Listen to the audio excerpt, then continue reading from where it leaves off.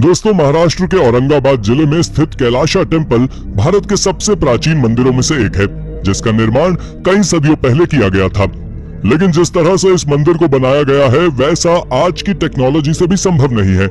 और इस मंदिर की यही बात वैज्ञानिकों को हैरान कर रही है, क्योंकि उन्हें नहीं मालूम कि आखिर ये शानदार मंदिर सदियों पहले बना कैसे और इसे किसने बनाया।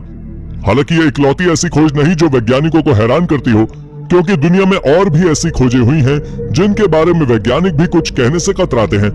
तो चलिए जानते हैं इन्हीं खोजों के बारे में हमारी इस वीडियो के जरिए। Number 1, Kailasa temple, Maharashtra. दोस्तों, हम सभी जानते हैं कि भारत के महाराष्ट्र में स्थित अजंता और एलोरा की गुफाएं अपनी शानदार आर्ट वर्क के लिए जानी जाती हैं। इस जगह पर गुफाओं के अलावा और भी कई ऐसे शानदार मॉन्यूमेंट्स हैं जिनकी आर्ट देखते ही बनती है। इस जगह पर कैलाशा नाम का एक मंदिर भी है, जिसे बड़ी बड़ी चट्टानों के बीच में चट्टान को तराश पर बनाया गया है। यह मंदिर वैज्ञानिकों के लिए एक मिस्ट्री बना हुआ है, क्योंकि सदियों पुराने मंदिर को लोगों ने आखिर उस वक्त कैसे बनाया होगा, यह उनको समझ नहीं आ रहा। क्योंकि सिर्फ छेनी और हथौड़ों से चट्टान को तराश तराश कर इतने बड़े मंदिर को कैसे बना दिया गया, यह उनकी समझ में नहीं आ रहा। वो इस बात का जवाब नहीं दे पा रहे हैं कि आखिर इस जगह पर बिना किसी पानी के सोर्स के इतना बड़ा मंदिर इतनी संकरी चट्टानों के बीच बना दिया गया। Number 2, the clay tablets of Glozel. Clay tablets of Glozel को सबसे पहले साल 1924 में फ्रांस के ग्लोजेल में एक 17 साल के युवा एमिल फ्राइडिन अपने खेतों में किसी काम के दौरान खुदाई करते वक्त देखा था। लेकिन वो इनके बारे में कुछ नहीं जानता था, इसलिए उसने अपने स्कूल टीचर एड्रियन पिकेंडेट को इस बारे में बताया।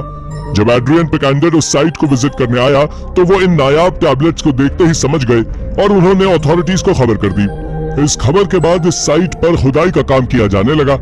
इस खुदाई के दौरान यहाँ पर इन टैबलेट्स के अलावा और भी कई नायाब आर्कियोलॉजिकल आइडल्स, बोन्स पाए गए। लेकिन जब बात इनकी उम्र के बारे में आई, तब हर उस जमाने के हर एक्सपर्ट का मानना अलग अलग था। इस एक्सकवेशन साइट को कई सालों तक एक्सकवेट किया जाता रहा, लेकिन इन फाइंडिंग्स की उम्र का सही पता कोई नहीं लगा पाया। हो सकता है कि भविष्य में हमें इन फाइंड्स की उम्र पता लगे, लेकिन इस बात को जानने के लिए इस साइट को सबसे पहले खोजने वाले एमिल अब इस दुनिया में नहीं रहे। उन्होंने 2010 में इस दुनिया को अलविदा कह दिया। Number 3, symmetry of the fine people. 1974 में इटली का सार्डिनिया प्रोविंस रातों रात एक सनसनी बन गया। हुआ यूं कि इस जगह पर रहने वाले एक किसान ने जब खेती करने के लिए अपने खेत को समय से थोड़ा ज्यादा खोदना शुरू किया, तो उसे वहां पर ब्रॉन्ज एज की कई मूर्तियां दिखाई दी। देखने में ये मूर्तियां किसी जमाने में जिंदा रहे लोगों के प्रतीक लग रही थी। जब ये बात फैली और यहाँ एक्सपर्ट्स द्वारा खुदाई की गई, तो उन्हें इस जगह से कई ऐसी मूर्तियां बरामद हुई। पहले इन मूर्तियों के बारे में कहा जा रहा था कि इन्हें ग्रीक कल्चर को देखकर बनाया गया है, लेकिन जब इन पर रिसर्च की गई, तब पता चला कि एक यहीं के लोकल कल्चर का हिस्सा है, जिन्हें ब्रॉन्ज एज में समाज के सभ्य लोगों के सम्मान में बनाया जाता था। हालांकि साल 1979 में फाइनेंशियल दिक्कतों की वजह से इस खुदाई के काम को बंद कर दिया गया। लेकिन साल 2014 में एक्सपर्ट्स की एक टीम ने दोबारा इस जगह का सर्वे किया और पाया कि अभी इस जगह का 8 हेक्टेयर का एक हिस्सा है जो अभी तक अनछुआ है, और इसमें ऐसी और मूर्तियां मिलने की संभावना है, जिससे इन मूर्तियों से जुड़े और भी राज सामने आ सकते हैं। Number 4, mysterious sign of an ancient culture. दोस्तों, मिडिल ईस्ट के एक प्रमुख देश जॉर्डन एक ऐसे सिविलाइजेशन का हिस्सा रहा है जो एंशिएंट समय में काफी ज्यादा अहम माना जाता था। यहाँ की जमीन में पुराने जमाने की कई ऐसी चीजें दफन हैं जो जब भी हमारे सामने आती हैं, तो इस देश के प्राचीन कल्चर को बताती हैं। ऐसे ही कुछ मूर्तियां बरामद हुई जॉर्डन की राजधानी अम्मान के पास स्थित जारका नाम के शहर में। इस एक्सकवेशन साइट का पता लोगों को तब चला जब एक हाईवे बनने के दौरान इस जगह की खुदाई की गई।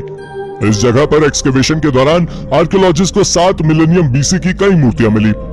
इन मूर्तियों में full body sculpture, only I and head और अन्य प्रकार की कई मूर्तियां मिली, जिन्हें बाद के सम्मान के साथ पूरे रिचुअल्स के साथ दफनाया गया था।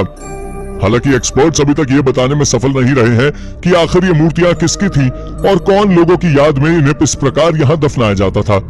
ये मूर्तियां अपने आप में कला का एक अनोखा उदाहरण है जो लाइमस्टोन की बनी हुई है। होप कि आने वाले वक्त में इन मूर्तियों से जुड़े राज हमारे सामने आए। Number 5, tool with unclear function. दोस्तों, ग्रीक शहर हिराक्लियन के आर्कियोलॉजिकल म्यूजियम में जब भी लोग जाते हैं, तो उन्हें वहां पर एक चीज अपनी ओर काफी ज्यादा आकर्षित करती है। यह चीज है वहां पर मौजूद डबल साइडेड एक्स। इस एक्स की तरफ अट्रैक्ट होने के पीछे कारण थी इसकी हाइट, जो कि नॉर्मल इंसान की हाइट से काफी ज्यादा है। इस एक्स को देखकर हम ये कह सकते हैं कि इस एक्स को कोई भी नॉर्मल इंसान तो यूज नहीं कर सकता। कहा जाता है कि पुराने जमाने में मिनियन कल्चर के लोग इसे खेतों में काम करने के लिए यूज करते थे, लेकिन इतने बड़े एक्स का यूज करना नॉर्मल हाइट के लोगों के लिए तो बिल्कुल भी पॉसिबल नहीं है। इसलिए कुछ लोग इसे जायंट लोगों का हथियार भी मानते हैं। हालांकि कुछ लोग ऐसा भी कहते हैं कि इसे मिनियन कल्चर के लोग उनके भगवान की पूजा के रूप में इस्तेमाल किया करते थे। जब जैसे जैसे वक्त बीतेगा, हो सकता है कि इन एक्सिस से जुड़े राज हमारे सामने आ जाएं कि आखिर ये वास्तव में किस चीज के लिए इस्तेमाल होती थी।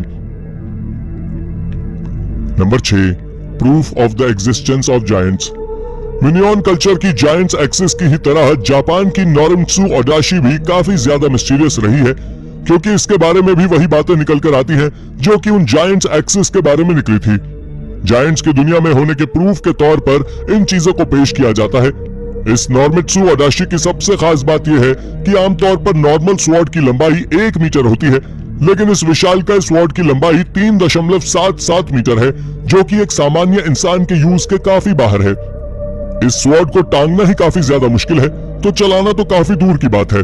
हालांकि कहावतें तो इससे जुड़ी बहुत हैं, लेकिन इसकी सच्चाई आखिर क्या है, यह अभी तक हम सभी से काफी दूर है। नंबर 7, अ मिस्टीरियस लिनन बुक। दोस्तों, 1858 में मिहालो बारिक नाम के एक क्रोएशियन ऑफिसर ने अपनी नौकरी छोड़कर अपने पैशन फॉलो करने के लिए दुनिया भर के देशों में अपनी यात्रा शुरू की। इस यात्रा में उसने इजिप्ट का भी दौरा किया। इस दौरे पर मिहालो ने एक सार्कोफेगस को खरीदा था जिसमें एक फीमेल मम्मी थी। इस सार्कोफेगस को वो अपने साथ अपने घर वियना ले आया था, जहां वो उसने अपने घर पर इस मम्मी को डिस्प्ले पर लगा दिया। उसने इस बीच इस मम्मी पर लिपटे लेनिन कपड़े को भी निकाल दिया, लेकिन उस कपड़े पर लिखे वर्ड्स पर उसका ध्यान कभी नहीं गया। और उसकी मौत के बाद जब उसके भाई को इस मम्मी का पोजेशन मिला, तो उसने इसे यूनिवर्सिटी ऑफ क्रोएशिया, स्लोवेनिया, डल्मेशिया को बेच दिया। बाद में जब इस लेनिन कपड़े पर लिखे वर्ड्स पर रिसर्च की गई, तो एक्सपर्ट्स ने माना कि इस पर कुछ तो अरेंज्ड मैनर में लिखा हुआ है। रिसर्च में पता चला कि ये वर्ड्स लगभग 250 से 100 बीसी पहले के हैं। इसे पूरी लिनन की बुक में 230 लाइनों में लगभग 12 वर्ड्स थे, लेकिन ये वर्ड्स आखिर थे क्या, इस बात का जवाब आज भी एक्सपर्ट्स देने में असमर्थ हैं। नंबर 8, हाई आर्ट और क्लेवर इमिटेशन। दोस्तों, मैड्रिड स्थित national archaeological museum of Spain में रखी लेडी ऑफ एल्श अपने आप में कला का एक अनोखा उदाहरण है।